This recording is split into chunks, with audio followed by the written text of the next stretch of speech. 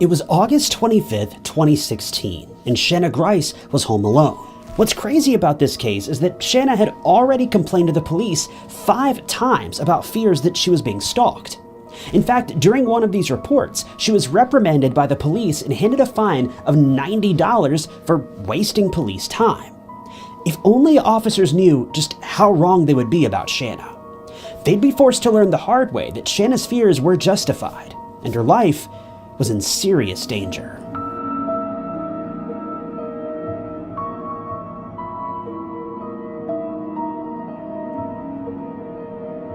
Shana Grice grew up near Brighton in Sussex, and she had a pretty ordinary childhood. Shana was an only child, but she had plenty of friends at school to make up for her time that was spent alone at home. We don't know too terribly much about Shana's upbringing or her time in school. Her family haven't really shared much personal information about her since that awful crime took place.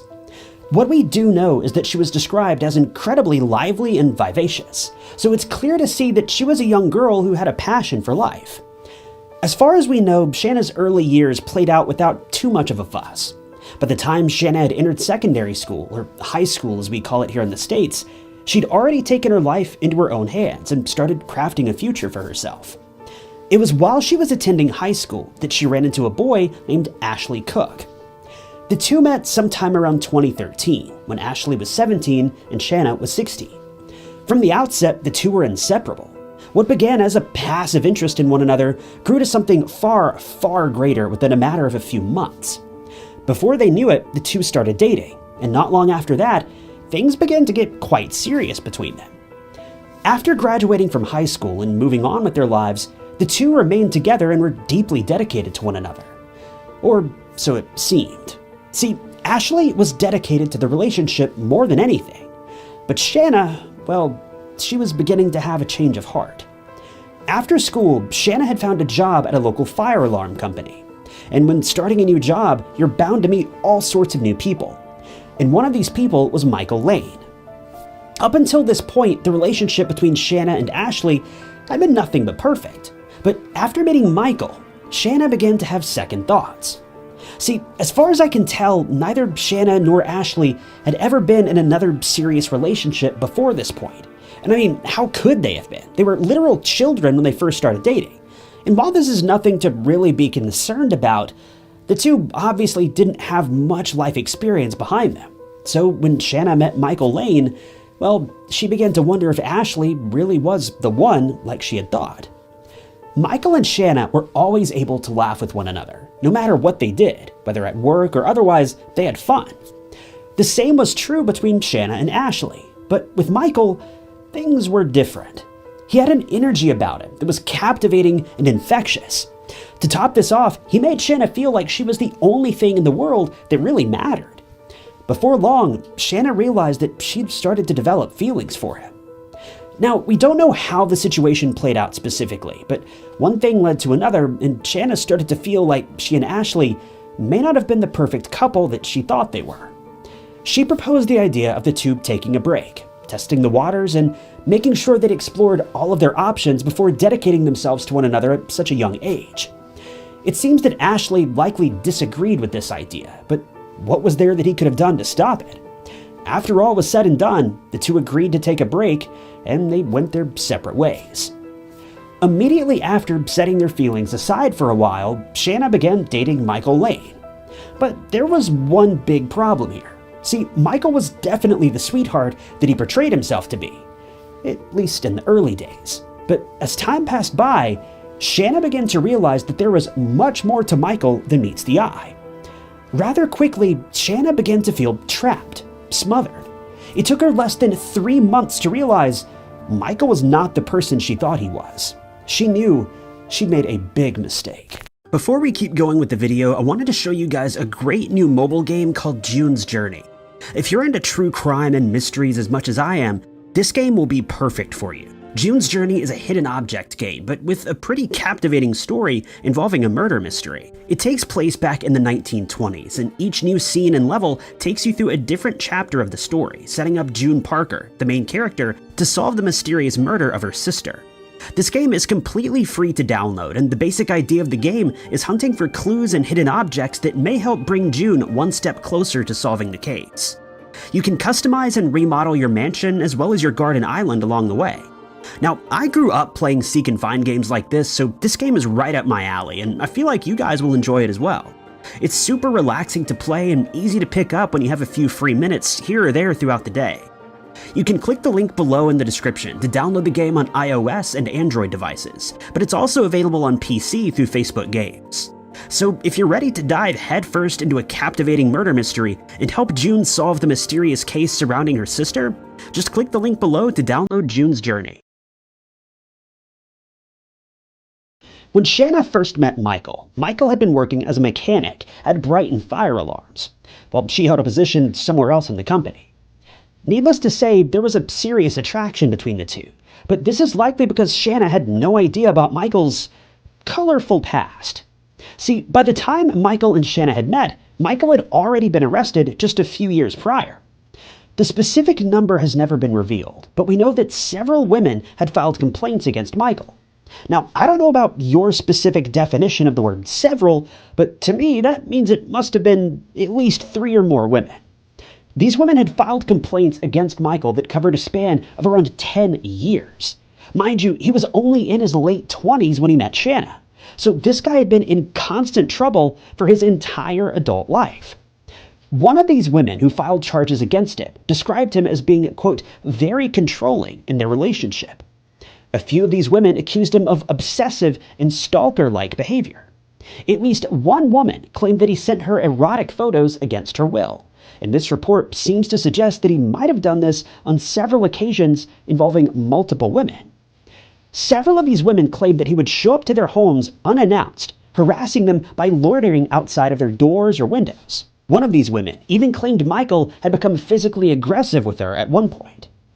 Since Shana was blissfully unaware of Michael's history, it's clear to see that she had no idea what sort of red flags she should be looking out for. The two continued dating for a period of around 3 months, but all of a sudden, Shana had a change of heart that seems to have come from nowhere. Ashley, Shana's former boyfriend, has never revealed why Shana decided to do this, but he says that he got a call from her out of the blue one day, and she admitted that she'd made an awful mistake by breaking up with him. She made it clear that the time that she'd spent with Michael only helped to prove how deep her love for Ashley had really gone. She begged for Ashley to take her back, and considering he'd spent most of his time hoping and praying for a call like this to come through, he had no issues with reigniting their relationship. But that doesn't mean there wasn't trouble in paradise, because you've got to remember, Michael had fallen head over heels for Shana by this point. Michael knew that he'd been somewhat of a third wheel from the very beginning. It was clear to see that the bond between Shana and Ashley went much deeper than anything he could have ever hoped to have with Shana. After all, the two had essentially grown up together. That's not a bond that can be easily replaced. Needless to say, Michael was angry. Not only angry, but enraged and downright ticked off. Immediately following their breakup, Michael confided in a friend about how he had been feeling, ending their conversation by saying, quote, "She'll pay for what she's done." If you're watching this video, chances are you're familiar with a man by the name of Ted Bundy. The interesting thing about Ted Bundy is that he was able to lure women in by making them feel safe, valued, heard, and respected. He had a charisma about him that was unrivaled. While we all know the monster that he turned out to be, the women he attacked could never be blamed for falling into his trap. He was a master manipulator, but he put on a front like no one else. He gave the impression of being someone you could let your guard down when you were near, someone you could trust. See, Michael Lane was the same way. He was a man that you and I both clearly know was a bully, and that's putting it incredibly lightly. But for the women that he had an interest in, he was able to put on a front that was downright irresistible. In the days after Shana and Michael had broken up, he became incredibly depressed. Not only this, but he began to obsess over the months that he'd shared with Shana, and he vowed to do whatever it may take to get her back. He initially took to harassing Ashley, first by leaving a note on his car taunting him, saying Shana will always cheat on you. Thankfully, Ashley knew that this simply wasn't true and didn't really let it get to him. Shana, on the other hand, wasn't as willing to let it go. She contacted the police and reported Michael's actions, but they didn't really do much to help. They showed up and gave Michael a verbal warning, but that was pretty much the end of it. But soon after this happened, Michael installed a tracking device on Shana's car. This device would alert his phone anytime Shana's car moved, giving Michael time to jump into action and follow her wherever she went. One day, he followed her home. He approached her as she was just outside the front door and grabbed her phone. He then chased her around while Shana did everything she could to escape his grasp. But that's when he lunged toward her, grabbed her hair, pulling her closer to him. Once Shana was able to break free, she called the police, and it seemed like they were willing to take the case more seriously at this point. When officers showed up, they immediately arrested Michael for assault. But rather strangely, no sooner than he was taken to the station, he was released. When officers were questioned about this, they explained that they let him go because, as far as they could tell, no crime was committed. They believed that this was nothing more than an argument between a young couple, so they wrote the whole situation off rather quickly. The reason they believed this to be the case was because as they searched through Michael's phone records and his text messages, they noticed that some of the texts that were sent by Shana had been signed with 5 kiss emojis. Investigators' exact words were, quote, "Shana would be signing texts to Michael with 5 kisses. This is not harassment." Now, I'll admit, it is certainly a bit bizarre that if Shana felt so threatened by Michael that she would be signing her texts with kisses, especially after just getting back together with Ashley. I don't really understand what's going on here, but to top this off, Shana was hit with a $90 fine for supposedly wasting police time. The thing is, just prior to Michael being picked up by the police, Shana had reported him for stalking and leaving unwanted flowers on her car. So if the two were already at odds with one another weeks prior to this, it just makes the kiss emojis all the more bizarre. A couple months after this, the situation escalated dramatically when Michael stole a key from Shana and let himself into her home without her knowledge. He snuck in the middle of the night while he thought she was sleeping, just standing beside her bed and watching her. After a while, he turned and left. As it would turn out, Shana wasn't asleep. She'd heard someone enter her home, so rather than running or trying to hide, she thought it was best to just fake being asleep, hoping that whoever had broken in would just take whatever they wanted and leave her alone. She only realized that the criminal had in fact been Michael when she saw him walk past her window as he was leaving.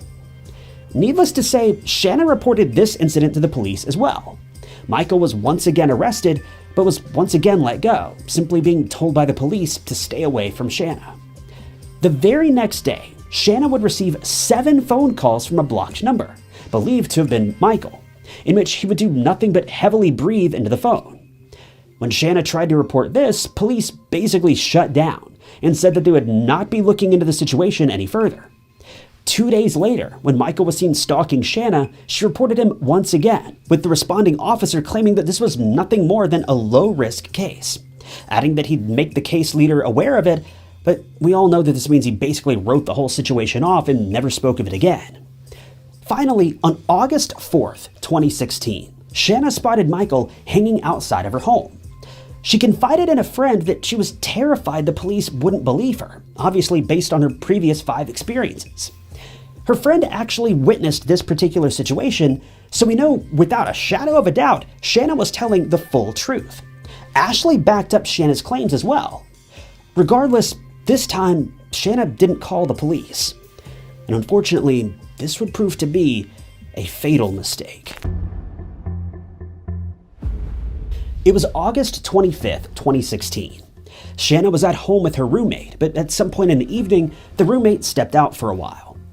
As it would turn out, this ended up being an evening in which Michael was loitering outside of Shana's home, keeping tabs on her and watching for when she'd be left alone.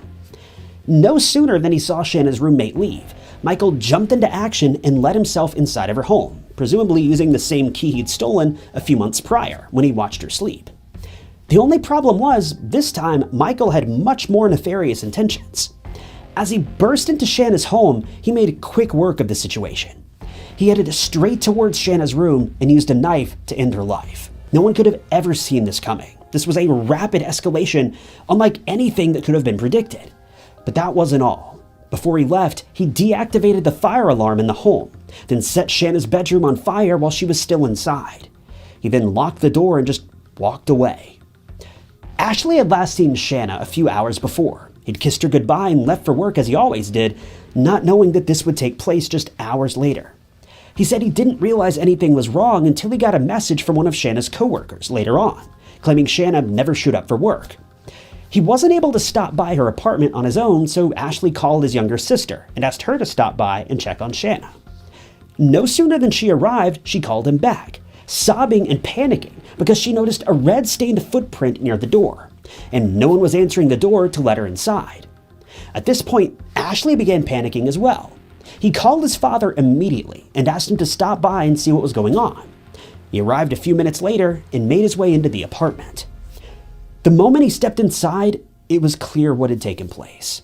He found Shana in her bedroom in a state which he's never put into words. Investigators would later reveal that Shana had in fact lost her life in her bedroom that day. We don't know if Michael took her life himself or if the flames and smoke did it after he left, but needless to say, the situation was incredibly grim. Ashley remembers that day and says that he hates that his father will have that memory stuck in his head for the rest of his life. But Ashley's father says that he's simply thankful that it wasn't Ashley who had to find her that way. Needless to say, there was one primary suspect in this case: Michael. Police closed in on him immediately, and when questioned, Michael obviously denied any involvement. He admitted to being over at Shana's home that evening, but insisted he hadn't been involved in the crime. Even though investigators have been pretty well useless up until now, they made quick work of the investigation and immediately charged Michael for claiming Shana's life. But there's one big issue here for many people. Why had it taken such a tragedy for police to actually do something about Michael? The thing is, Shana had obviously reported Michael to the police on 5 separate occasions. If they'd even spent as much as 2 minutes searching his record, they could have easily seen that he was a terrible, awful person with a colorful history that perfectly documented what he was capable of. Yet they did nothing to protect Shana. How is it that after all this time and all these reports, no one ever even bothered to once open up his criminal record? After Shana lost her life, a police watchdog group intervened and investigated the way the Sussex police handled the case.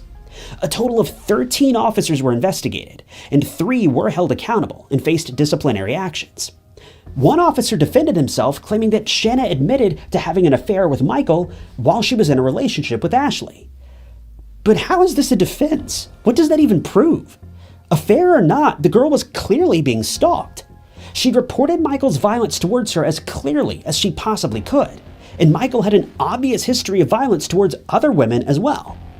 I was able to confirm that the 3 aforementioned officers did in fact get punished, but I haven't found any reports that claim any of them faced any jail time or really any sort of repercussions for their actions outside of a gentle slap on the wrist. In the words of Shana's family, the whole situation was a joke and the hearing was a sham. In the end, I'm grateful that Michael was finally caught and put behind bars. He'll be facing a sentence of 25 years for what he's done. But in no world should it have taken such disastrous consequences for police to have acted on this man. This whole case is just sickening, and the loss of Shana's life was, well, pointless. Police had more than enough information to arrest this man and actually charge him with something, but they chose not to. Shana begged and begged for help 5 times or more, but police turned a blind eye to this heinous serial criminal. I just hope that at the very least, these 3 officers lost a great deal of sleep over the next few weeks, months, and hopefully years, because the loss of Shana's life rests solely on their shoulders. Thanks for watching. Don't forget to click the link below to download June's journey and help June solve the mysterious case of her sister. Thank you guys for tuning in to another episode of True Crime Stories. If you enjoyed this video, check out this other interesting case I covered, and don't forget to subscribe. It's totally free and keeps you up to date with all of my future videos. You can also click that join button below to support the channel and see new videos long before everyone else does. But my name is Ty Knotts, and I'll catch you guys in the next one.